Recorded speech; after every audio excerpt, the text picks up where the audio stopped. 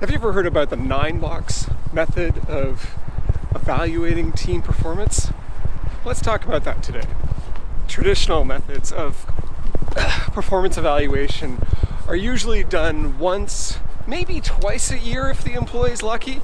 And the challenge is that they take a long time to write, and they don't always provide the employees or for yourself, the manager, with enough of the right information to really get a sense as to what's going on with your team and what needs to be done. Current best practice is to have regular touch points, regular meetings with each of your employees to identify barriers as they come up, get them solved, celebrate successes, and challenge your employees to stretch beyond what they're comfortable with. And this can be done through regular one-on-one meetings, even performance management meetings that typically are held usually quarterly, but you want to be meeting with your employees very regularly to stay on top of what's actually going on with them so they're not falling behind. Where the challenge is when you're trying to compare your employees with each other to get that team assessment done. It's difficult if not all your employees are of the same type. So for example, if you have an engineer who's doing design work, that's great, but how does their performance compared to, say, the business co-op student who's doing admin work for your team? These are very different kinds of jobs, and the people are in very different places of their career. How do you fairly evaluate one employee to the other? In this video, I want to give you a simple tool you can use to evaluate your overall team's performance at any given time. This is a way of getting a snapshot of where everyone is relative to each other, which is useful to know. The most important thing is it also helps you understand what you need to do to help guide and support each of these team members relative to each other, regardless of the role they serve on your team. It's called the 9-box assessment tool. For the next part of this video, we're going to jump back to my office and I'll explain how the 9-box system works so that you can then apply it to your team. So let's go there now. The 9-box assessment is a grid made up of 9 boxes. It is designed to measure potential in the vertical axis and performance in the horizontal axis. For performance, you want to consider how each of your employees are currently performing in their job. For example, are they meeting deadlines? Are they achieving their objectives? Are they getting along with people?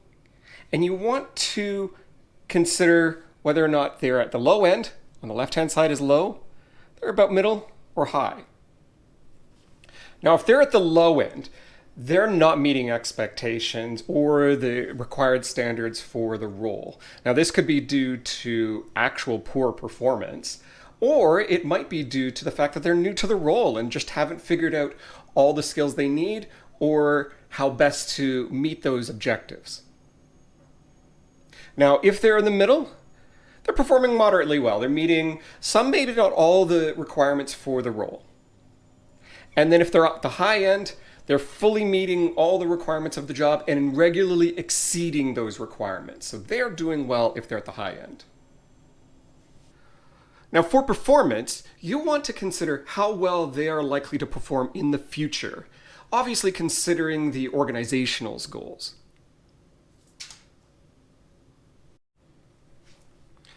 Now, if they're at the low end, so low, medium, high, if they're at the low end, they're already meeting their full potential and you're not expecting them to improve whatsoever. Now, this could be due to a lack of capability or a lack of capacity to do any better. It could also be just a lack of motivation. At the moderate level, they're demonstrating interest in the job, curiosity, and capacity to learn more and do more than they currently can in the role. And at the high end, the high performers are performing beyond their expectations for the current role. They're ready to take on new roles or greater complexity in what they've been assigned. At this point, you now want to score each of your employees. Look at their performance, decide whether they're low, medium, or high performer, and then consider what their potential is, low, medium, and high, and then put them in the corresponding box. Do that for all of your employees. quickly, I'm just going to jump into this video for a moment. For the next part of the video, I am going to explain what to do depending on where your employee scores on the 9-box, how you can support them differently depending on where they are. Now, the thing I want you to remember is that while it's important to treat all your employees fairly and work with all of them to make sure that they can do the best work that they can do, you also need to figure out where you're going to put your time and effort and your resources. Some employees, depending on where they are, need to have more support and some need less. So stick to the end and I'll explain where you need to be investing your time and energy to make sure your team is performing at the best possible level. Now let's get back to the office. Okay, let's explore each of these one at a time. Working at the bottom and moving our way up. The first group are the underperformers. This is the bottom left square. These are your low performers with low potential. What you want to do with employees who fall into this group is first get clear on what are their roadblocks, what's getting in their way, because clearly something's preventing them from both meeting their objectives but also not showing interest in the job. What's happening for them? Then build out your performance plan with measurable targets for them to strive towards. But chances are, maybe this person really shouldn't be with your group. And if they're not meeting those performance targets, then it's worthwhile having a conversation to see where else in the organization they can use their skills and where else they might be interested in. And if they're not willing to do that, then perhaps you need to consider developing an exit plan for those employees. The next group I like to call the ones who need help. So these are the ones who are on the left in the middle and on the bottom in the middle as well. Now, if they're in the left and the middle, these are inconsistent employees. They may have some potential, you can see there's possibility there, but they're clearly not performing to the level you need to or not consistently well. The question with them is, why are they not performing? Could it be that they don't have the right training and they're not using the tools correctly? Maybe their expectations have been poorly communicated as to what they should be accomplishing.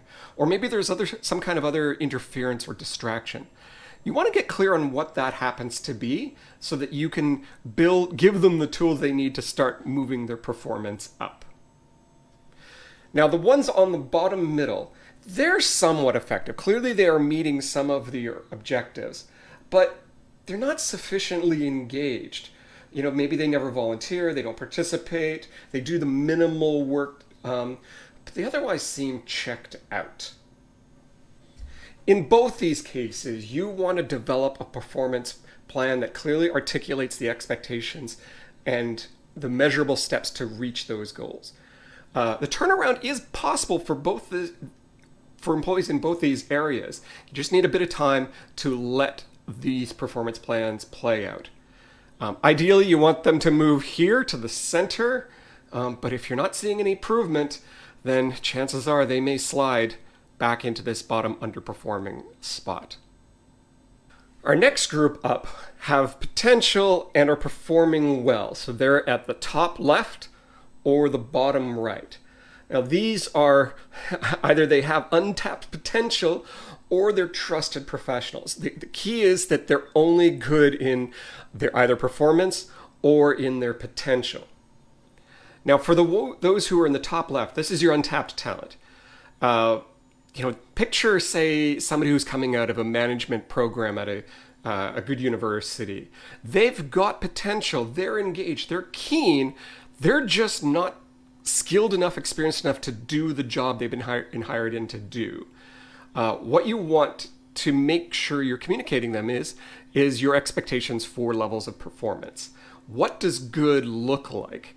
What are the actual metrics that they are going to be measured against? And then encourage them to make sure that you can tap into that potential and start moving their performance into a higher place.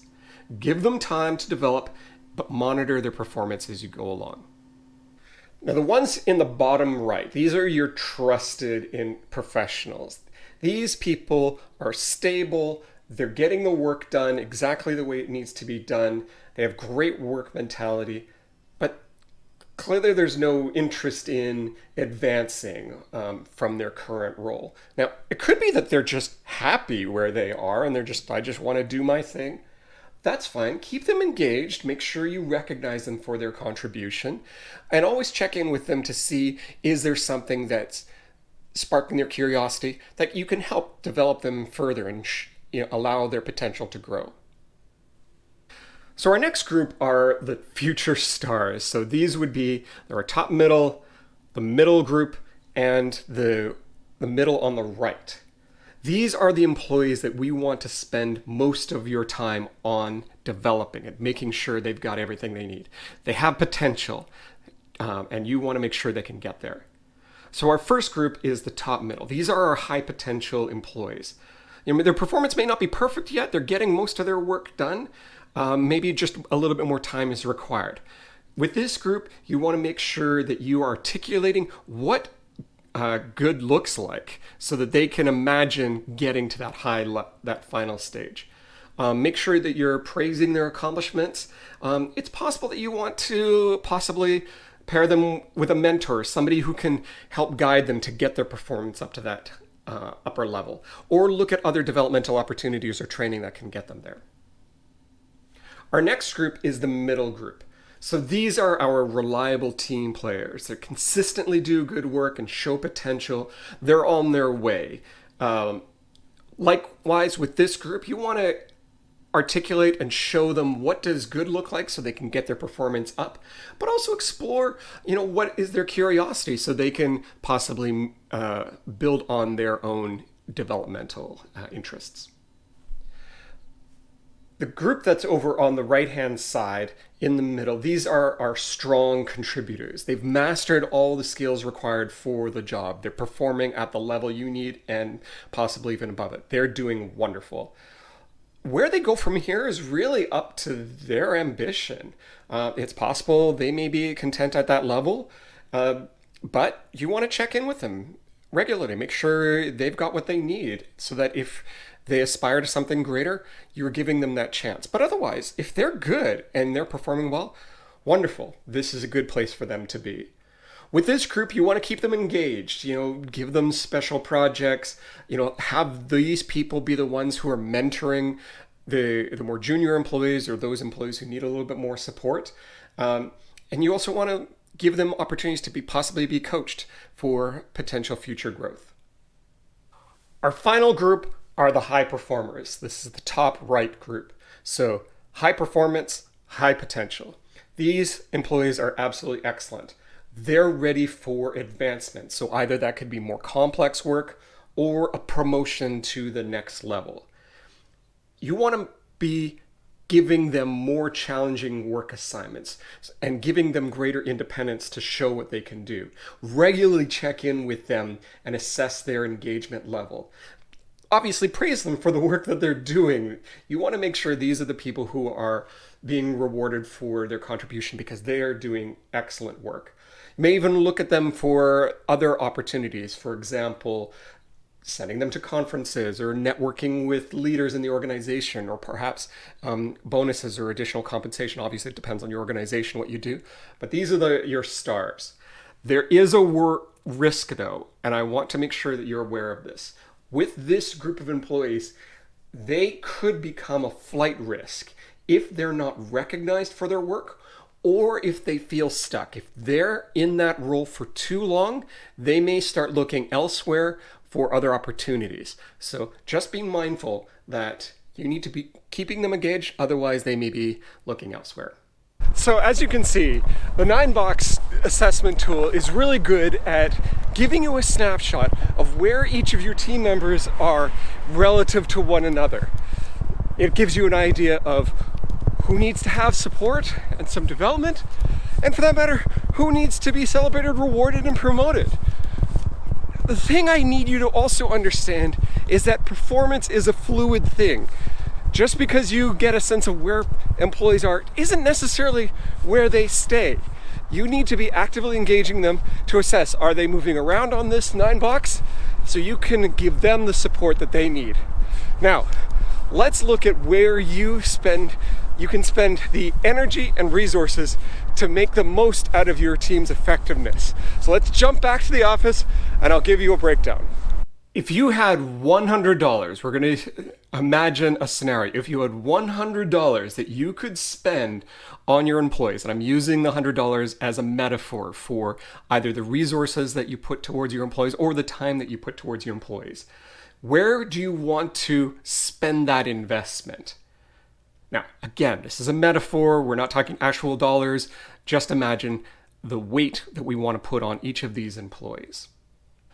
All right, so for our underperformers, if we only had $100 to spend, we spend $1 on our underperformers. It's not that we're not spending effort on them, but we have to recognize that if we spend too much money on the employees who are really not doing well, we are taking resources away from those who are doing well, and that we want to encourage the right behavior. So we want to spend some amount of time, but just recognizing that this is the group that really is not performing well and we shouldn't be investing our time in them.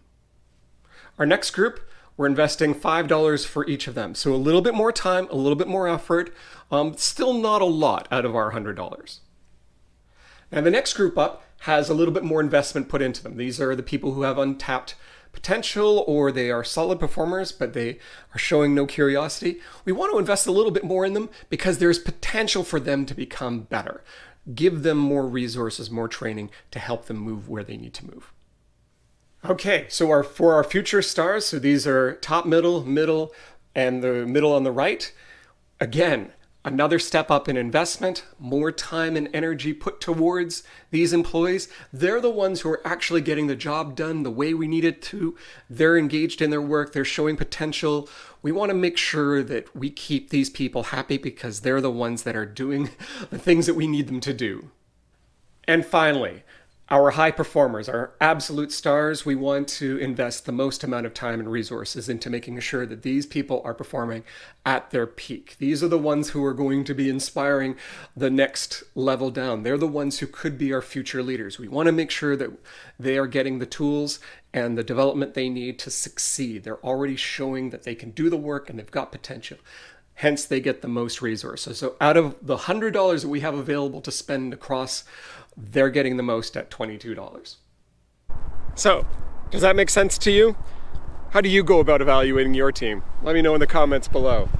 And if you're interested in getting some more, click on the link and download my checklist for new managers. It contains 100 things that you should be doing to be a great manager. So check the link below.